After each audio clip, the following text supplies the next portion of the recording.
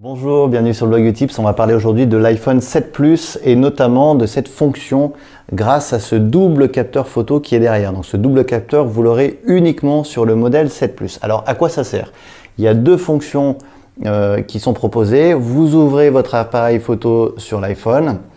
Je vais par exemple prendre une photo. Vous voyez, première fonction, j'appuie là, clac, je change de focale sans dégrader mon image. Donc ça c'est super. Ça marche en photo et ça marche en vidéo.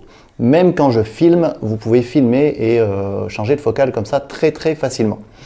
Donc on peut aussi appuyer ici, vous maintenez votre doigt et vous pouvez zoomer. Donc quand vous dépassez le chiffre 2, vous êtes en zoom numérique.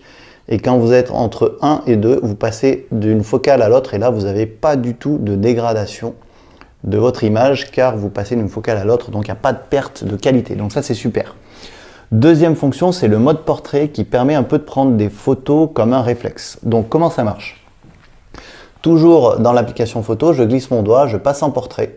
Et regardez ce qui se passe. Ce qui est à l'arrière-plan de mon sujet va être automatiquement flou.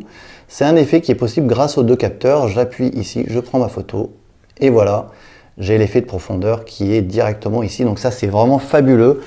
Ce qui est génial, c'est qu'à l'intérieur de l'application photo sur l'iPhone, j'ai mes photos qui ont l'effet de profondeur qui sont directement classées dans un album intelligent et c'est exactement la même chose sur Mac. Vous ouvrez l'application photo, dans la barre latérale sur le côté gauche, vous avez toutes ces photos avec ce flou qui sont triées dans un album intelligent. Donc voilà pour ce double capteur. Moi franchement je suis vraiment fan des photos faites avec cet iPhone 7 Plus. Je vous conseille vivement cet iPhone et surtout pour cette fonction là si vous faites de la photo. Voilà pour la petite astuce du jour, merci de l'avoir suivi, je vous dis à demain pour la prochaine.